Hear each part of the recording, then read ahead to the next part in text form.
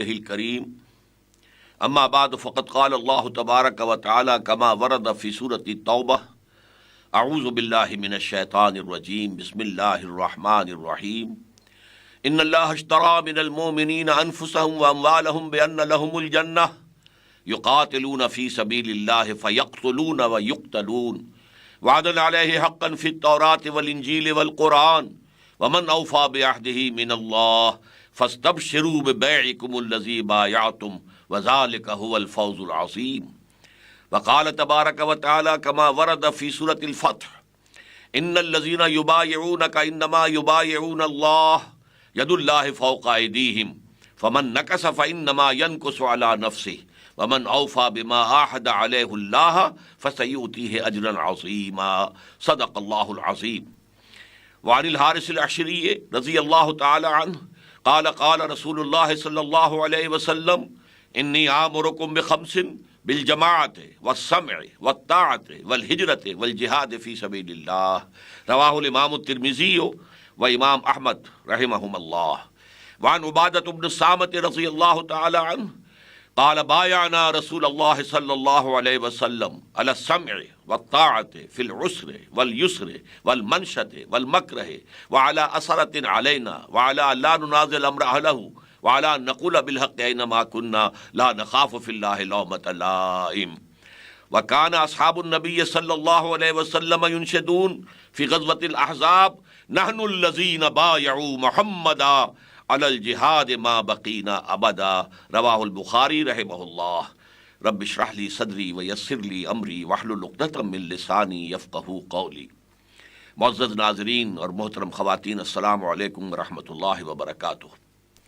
یہ بات آپ کے سامنے آ چکی ہے کہ اللہ تعالیٰ نے جو انقلابی مشن محمد الرسول اللہ صلی اللہ علیہ وسلم فداہ آباؤنا و امہاتنا کے حوالے کیا تھا، اس کا پہلا مرحلہ یہ تھا کہ ایک ایسی جماعت تیار ہو جو مضبوط ہو، منظم ہو، جس کا تزکیہ ہو چکا ہو، جس کے رگ و پے میں ایمان سرایت کیے ہوئے، یقین اللہ کا، آخرت کا، رسالت کا، یہ چیزیں جب تک پوری نہ ہوں اور یہ جماعت ایک معتدب تعداد میں نہ ہو، ظاہر بات ہے کہ نظام سے ٹکر مول نہیں لی جا سکتی۔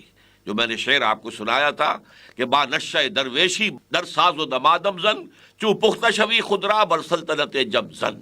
پہلے یہ درویشی ہے، دعوت ہے، تبلیغ ہے، تربیت ہے، تزکیہ ہے۔ ہاں جب تیار ہو جاؤ تو پھر اپنے آپ کو سلطنت جم سے ٹکرا دو۔ اب آج مجھے آپ سے گفتگو کرنی ہے کہ یہ جماعت جس کو کہ حضور نے قرآن کے مقناطیس کے ذریعے سے کھینچا، پھر ان کا تزکیہ بھی قرآن کے ذریعے سے کیا، یتلو علیہم آیاتہ ویزکیہم، اور پھر ان کو کتاب اور حکمت کی تعلیم بھی دی۔ یہ 4 جگہ پر قرآن مجید میں جو یہ مضمون آیا ہے وہ میں آپ کے سامنے لا چکا ہوں۔ تو اس جماعت کو منظم کس بنیاد پر کیا؟ اس جماعت کا ڈسپلن کیا تھا؟ دیکھیے، اس جماعت کی تنظیم کی بنیاد تھی نبی اکرم صلی اللہ علیہ وسلم کے دعوی نبوت اور رسالت کو تسلیم کر لینا۔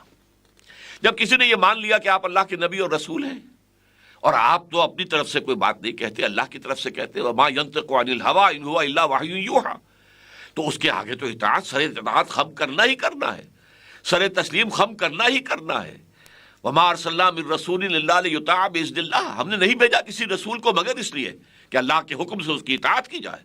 اطیعوا اللہ واطیعوا الرسول، اطاعت کرو اللہ کی، اطاعت کرو اس کے رسول کی۔ تمام انبیاء کی دعوت بھی قرآن میں آئی، ان اعبدوا اللہ واطیعون، اللہ کی عبادت کرو اور میری اطاعت کرو۔ تو یہ اطاعت رسول لازمی تقاضا ایمان کا۔ جب تمام مسلمان جو ہے حضور کے مطیع ہیں تو گویا کہ یہ محمد الرسول اللہ والذین معہ ایک مضبوط جماعت بن گئے۔ حضور اللہ کے نبی بھی ہیں، اللہ کے رسول بھی ہیں، اللہ کی طرف سے ہادی بھی ہیں، بشیر بھی ہیں، نذیر بھی ہیں، لیکن امیر جماعت بھی ہیں، سپہ سالار بھی ہیں۔ یہ ساری حیثیتیں بھی محمد الرسول اللہ کو حاصل ہوئیں۔ تو یہ ابتدائی معاملہ تھا کہ ایمان لانے والے لازماً حضور کی اطاعت کرنے کے پابند تھے۔ اس میں جیسے آگے بات بڑھی تو حضور نے پھر بیعت لی ہے۔ اب میں نے آج جو آپ کو آیات سنائی ہیں ان میں سے ایک آیت نمبر 111 ہے، یا غالباً 112 ہے، مجھ سے غلطی ہو سکتی ہے، یہ سورہ توبہ کی۔ ان اللہ اشترى من المؤمنین انفسهم واموالهم بان لهم الجنہ، یقیناً اللہ تعالیٰ نے اہل ایمان سے ان کے جانیں اور مال خرید لیے ہیں جنت کے عوض۔ یہ قیمت بعد میں دی جائے گی اور یہاں تمہیں اپنی جان اور مال کھپا دینی ہے اللہ کے دین کو غالب کرنے کی جد و جہد میں، اور تم اگر ایمان لائے ہو تو یہ سودا ہو چکا۔ تو یہ جنت کے عوض تمہاری جانیں اور تمہارے مال اب اللہ کے ہاں فروخت ہو گئیں۔ جب فروخت ہو گئیں تو گویا کہ امانت ہے، امانت آپ کے پاس ہے، تو اللہ جب مانگے حاضر کر دو، جب مال کا تقاضا ہو پیش کر دو، جب جان دینے کا وقت آئے جان دے دو۔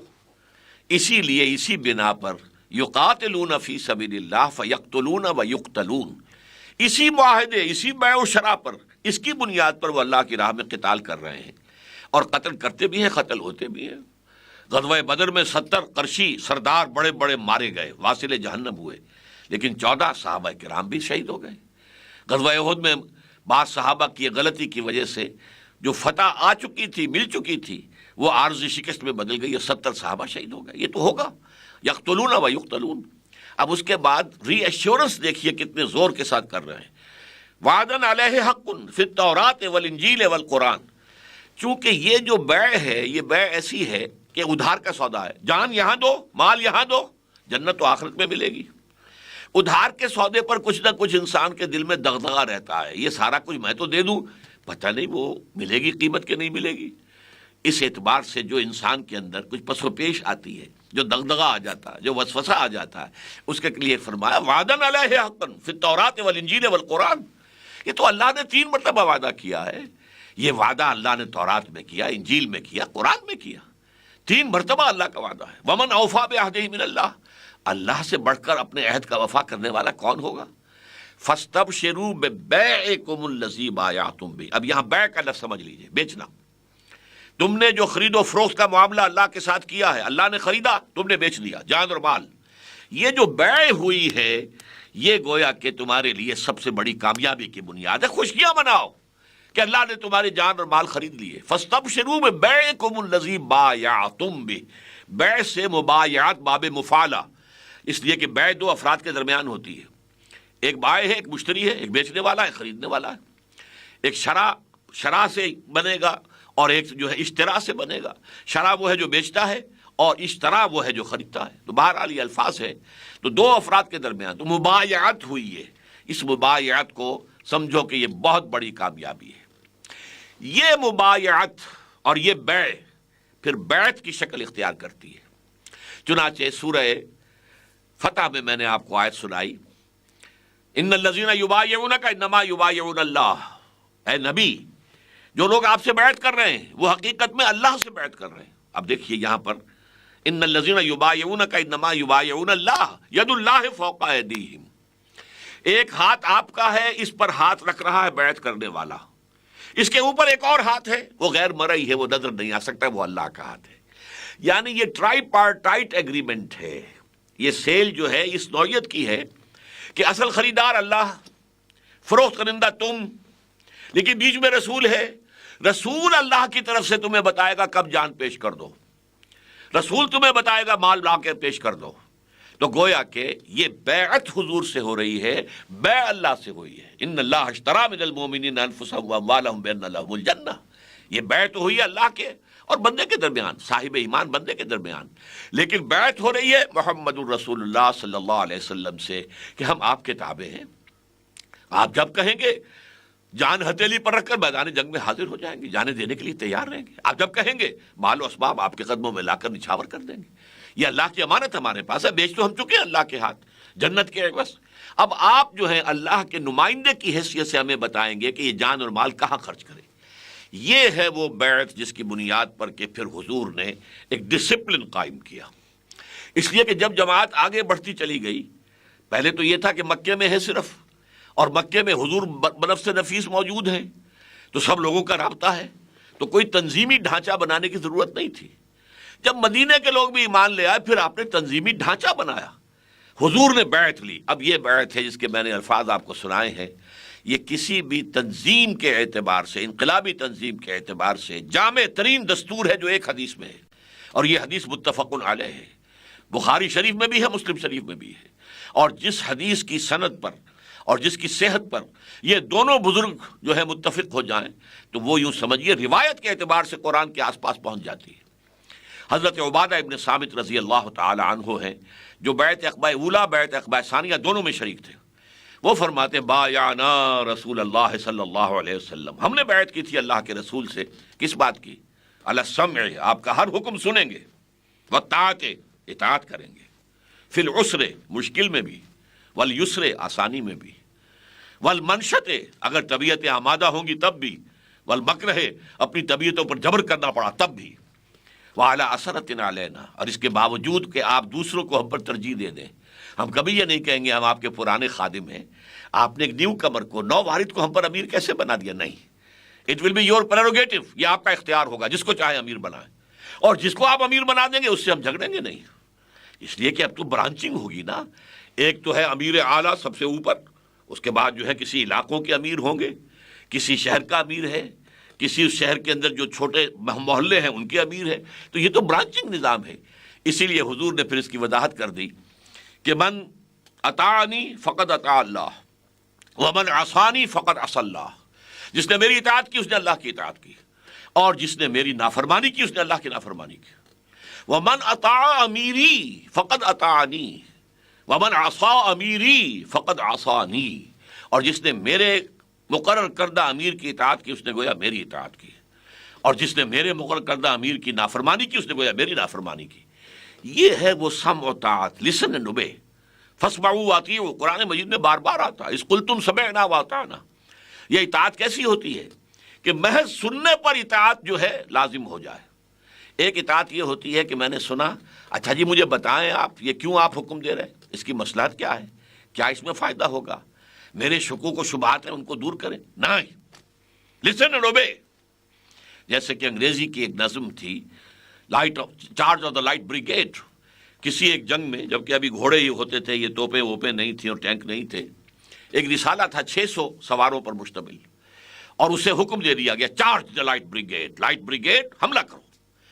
اب اس لائٹ بریگیڈ کو معلوم تھا cannons to right of them, cannons to left of them, cannons in front of them, volleyed and thundered, کہ توپیں نصب ہیں داہنی طرف بھی، توسیں نصب ہیں بائیں طرف بھی، توپیں نصب ہیں سامنے بھی، اور وہ ان کے اندر سے جو ہے آگ نکل رہی ہے، اگل رہے ہیں آگ، اور وہ جو ہے تھنڈرڈ، وہ بڑی گرج رہی ہیں، گرج کے ساتھ گولے پھینک رہی ہیں، تو سم ون ہیز بلنڈرڈ، یہ تو کسی نے غلط حکم دیا ہے ان حالات میں آگے حملہ کرنا۔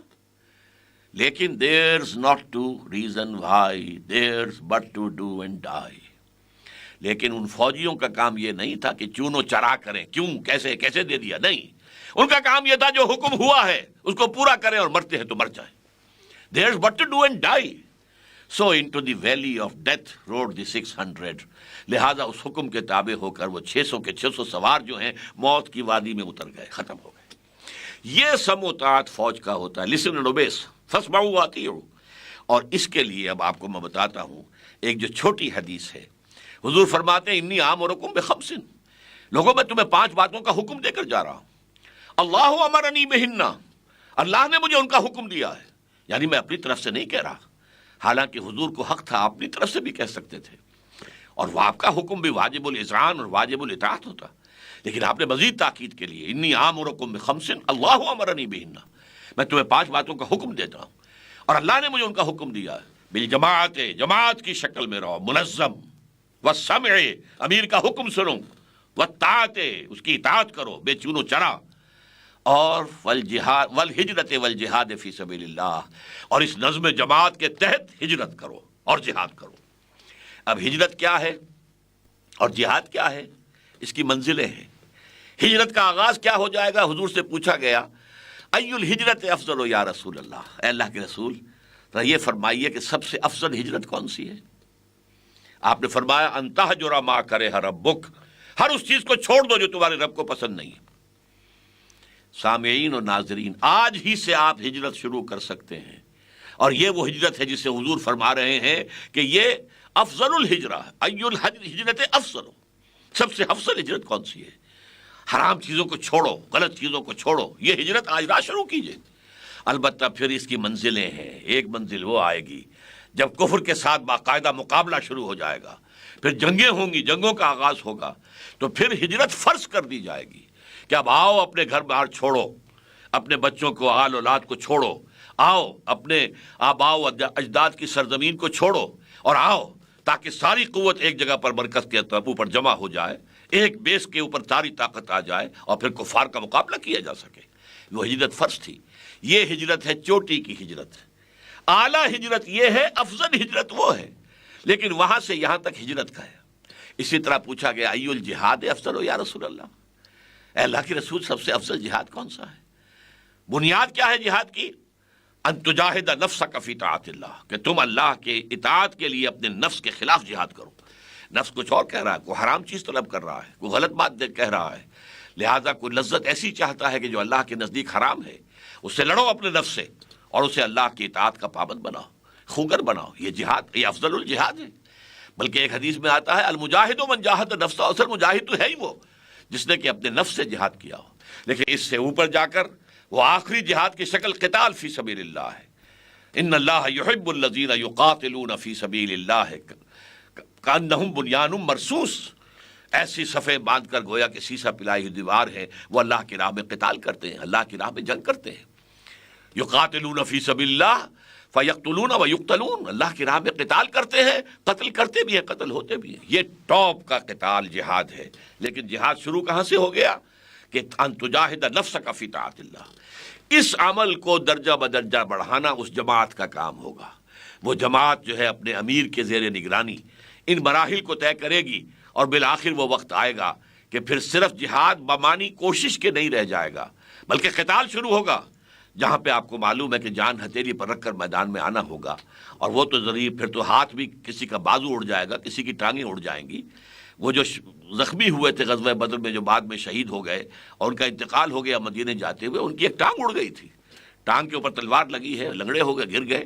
اور اب ان کا جو مقابلہ کرنے والا کافر تھا، ولید بن عتبہ، وہ اب ہلاک کرنے والا ہی تھا کہ حضرت علی نے آ کر اس کا جو ہے اس کو ہلاک کر دیا. تو جان تو بچ گئی لیکن ٹانگ اس کی کٹ گئی تھی. وہ بعد میں جو ہے ان کا انتقال بھی ہو گیا. تو یہ ساری چیزیں جو ہیں یہ نظم جماعت کے تحت ہیں. نظم جماعت کو ذرا سا توڑ دیا تھا 35 حضرات نے غزوہ احد میں. 35 حضرات. حضور نے کہا تھا تم اس درے سے نہ ہٹنا. 50 افراد تیر انداز. آپ کو اندیشہ تھا کہیں ایسا نہ وہ پشت پر تھا درا کہ دشمن پشت پر سے آ کر بھی حملہ آ جائے، ہم تو پھر 2 چکی کے پاٹوں کے اندر پس جائیں گے. تو چاہے تم یہ دیکھو کہ ہم سب ہلاک ہو گئے اور ہماری بوٹیاں نوچ نوچ کر پرندے کھا رہے ہیں، تب بھی تم یہاں سے نہ ہلنا. لیکن اللہ نے جب فتح دے دی تو بہت سے لوگوں نے کہا اب تو فتح ہو گئی، حضور نے تو شکست کے ضمن میں کہا تھا نا، اب تو فتح ہو گئی، چلو یہاں سے. لوکل کمانڈر روکتے رہ گئے، مت جاؤ مت جاؤ مت جاؤ. لیکن 50 میں سے 35 حضرات نے ان کی نافرمانی کی اور چلے گئے. اب اللہ نے سزا دی اور پھر وہ جو فتح جو حاصل ہو گئی تھی وہ عارضی طور پر شکست میں تبدیل ہو گئی. 70 صحابہ پھر شہید ہوئے. حضرت حمزہ بھی ان میں ہیں، مصعب بن عمیر بھی ہیں. خود حضور شدید زخمی ہوئے، آپ کا اتنا خون بہہ گیا کہ آپ کمزوری کے باعث جو ہیں بے ہوش ہو گئے، تو خبر اٹھ گئی کہ آپ شہید ہو گئے. تو نظم کی یہ اہمیت ہے. اللہ چاہتا تو کنڈون کر دیتا، کوئی بات نہیں، چلو ان سے غلطی ہو گئی ہے لیکن ان کی فتح کو شکست میں نہ بدلو. لیکن نہیں، اللہ نے کہا کہ ان کی تربیت ہونی چاہیے، آگے اس سے بڑے بڑے مراحل آنے ہیں. اگر یوں ان کی غلطیوں کو کنڈون کر دیا گیا تو آگے اصلاح کیسے ہوگی؟ تو اللہ تعالیٰ نے فرمایا وَلَقَدْ صَدَقَكُمُ اللَّهُ وَعْدَهُ إِذْ تَحُسُّونَهُم بِإِذْنِهِ. سورہ آل عمران میں دیکھو، تم ہمیں دوش نہیں دے سکتے، اللہ نے تو تم سے اپنا وعدہ پورا کر دیا تھا جبکہ تم انہیں گاجر مولی کی طرح کاٹ رہے تھے. اللہ نے تمہیں فتح دے دی تھی. حتیٰ اذا فشلتم وتنازعتم فی الامر وعصیتم من بعد ما اراکم ما تحبون. یہاں تک کہ جب تم ڈھیلے پڑ گئے، نظم ڈھیلا کر دیا، معاملے کے اندر جھگڑا کیا، اپنے امیر کی بات نہیں مانی، اور جو چیز تمہیں فتح جو محبوب ہے وہ نظر آ گئی تو تم نے ڈسپلن جو ہے توڑ دیا. اس کے بعد پھر اللہ نے تمہیں سزا دی ہے. تو یہ ڈسپلن در حقیقت بیعت کی بنیاد پر قائم ہوا. اب آخری میں اس کا آپ کے سامنے نقشہ پیش کرنا چاہتا ہوں. جب غزوہ احزاب ہو رہا تھا اور یہ بڑا کڑا وقت تھا، 12,000 لشکر مدینے کے گرد، مدینے کی کل آبادی ہوگی 2,500-3 ہزار. یہ 12,000 کا لشکر جب آیا ہے اور اس نے گھیر لیا، باہر سے رسد بند، فاقے پر فاقے. اور اس وقت جو ہے ہنالک ابتلی المؤمنون وزلزلوا زلزالا شدیدا، سورہ احزاب میں فرمایا اس وقت اہل ایمان کا پورا امتحان ہو گیا اور وہ جھنجھوڑ ڈالے گئے. چنانچہ جو منافق تھے ان کا نفاق ان کی زبانوں پر آ گیا، ما وعدنا اللہ رسولہ الا غرورا، ہم سے اللہ اور اس کے رسول نے جھوٹے وعدے کیے، ہمیں دھوکے دکھائے، سبز باغ دکھائے، ہم سے کہا تھا کہ قیصر و کسریٰ کی سلطنتیں اور ان کے خزانے تمہارے قدموں میں ہوں گے، اور آج ہمارا حال یہ ہے کہ ہم باہر جا کر رفع حاجت نہیں کر سکتے، ہمارے پاس کھانے پینے کو کچھ نہیں ہے۔ لیکن اہل ایمان نے کیا کہا؟ ھذا ما وعدنا اللہ ورسولہ، یہی تو ہے جس کا اللہ نے اور رسول نے وعدہ کیا تھا۔ اللہ نے تو شروع میں فرما دیا تھا وَلَنَبْلُوَنَّكُمْ بِشَيْءٍ مِّنَ الْخَوْفِ وَالْجُوعِ وَنَقْصٍ مِّنَ الْأَمْوَالِ وَالْأَنفُسِ وَالثَّمَرَاتِ، ہم لازمت تمہیں آزمائیں گے، بھوک سے اور نقص سے، جان و مال کے نقص سے، اور تمام اپنی محنتوں کے ثمرات کے ضائع ہونے سے اپنے نگاہوں کے سامنے دیکھو گے، اور اس میں آزمائیں گے۔ اور بشارت تو انہی صابرین کے لیے ہے کہ جب بھی کوئی مصیبت آئے وہ کہیں انا للہ و انا الیہ راجعون، ہم اللہ ہی کے ہیں، جو اللہ ہمارے ساتھ کرتا ہے ہمیں تو کہ جو بھی ہر ساقی ماریخ یعنی الطافس، جو اللہ کی طرف سے آتا ہے اس کی مہربانی۔ تو یہ جو موقع تھا، اس موقع پر جبکہ یوں سمجھیے کہ کفار بھی سمجھ رہے تھے کہ اب ہم ختم کر دیں گے اس کو، اور ایسے محسوس ہوتا تھا جیسے کہ صحرا میں ایک چراغ جل رہا ہے اور آندھیاں چل رہی ہیں اس چراغ کو بجھانے کے لیے، یہ کیفیت تھی۔ اور منافقین جو ہیں ان کے دل بھی ڈول گئے، ان کی زبانوں پر کفریہ کلمات بھی آ گئے۔ اس وقت سلمان فارسی رضی اللہ تعالیٰ عنہ نے یہ تجویز پیش کی کہ حضور ایسے حالات میں ہم ایران میں خندقیں کھود لیا کرتے ہیں تاکہ دشمن حملہ آور نہ ہو سکے۔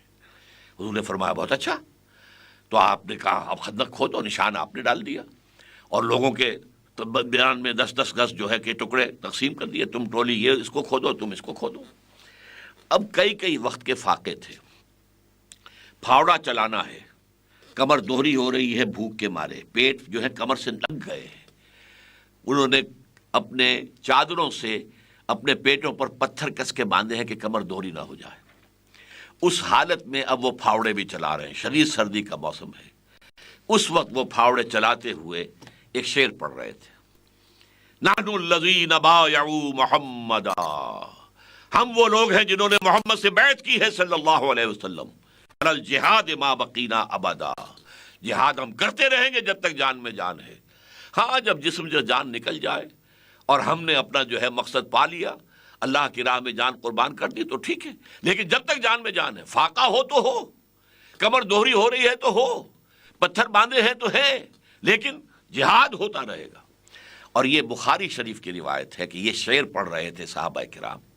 اور ایک اور شعر بھی آتا ہے کہ جس میں صحابہ کہتے تھے اللہم لا عیش الا عیش الآخرہ، اے اللہ زندگی تو آخرت کی زندگی، دنیا کی زندگی تو کچھ نہیں ہے، یہ تو کچھ بھی نہیں ہے، ویسے بھی کسی بھی وقت اچانک بھی ختم ہو سکتی ہے، تو اب ختم ہو جائے، اللہ کی رضا کے لیے ہم اپنی جانیں دے دیں۔ اللہم لا عیش الا عیش الآخرہ، وہ تو صحابہ کہتے تھے، اور حضور کیا کہتے تھے؟ فاغفر الانصار والمہاجر، اے اللہ ان انصار اور مہاجرین کی جماعت کی مغفرت فرما دے۔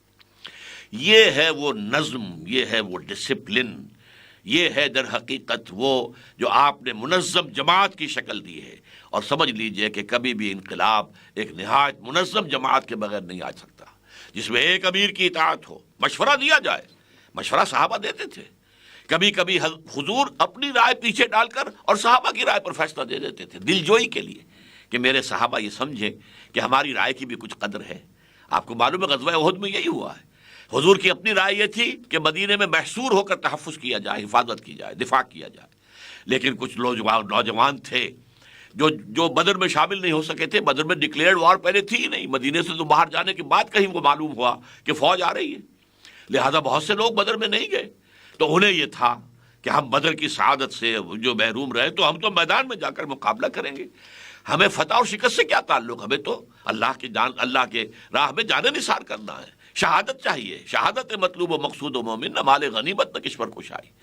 تو حضور نے جب ان کا جوش و خروش دیکھا تو آپ نے فیصلہ کر دیا ٹھیک ہے، کھلے میدان میں جا کے مقابلہ کریں گے۔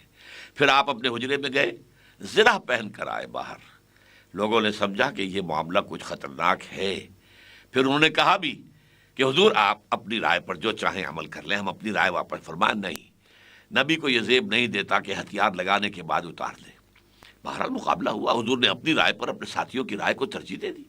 تو یہ معاملہ جو ہے کہ دل جوئی کے لیے، لیکن آخری فیصلہ رسول کا ہوتا ہے، امیر کا ہوتا ہے، جو فیصلہ وہ کرے گا۔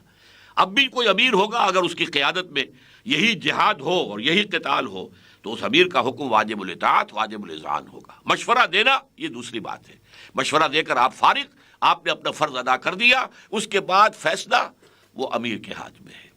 اللہ تعالی ہمیں توفیق دے کہ نبی اکرم صلی اللہ علیہ وسلم کے مشن کو آگے جاری رکھنے کے لیے اور اس کی تکمیل کے لیے اسی طور سے تن من دھن ہم بھی وقف کر دیں جیسے کہ صحابہ کرام رضوان اللہ تعالی علیہم اجمعین نے کیے تھے۔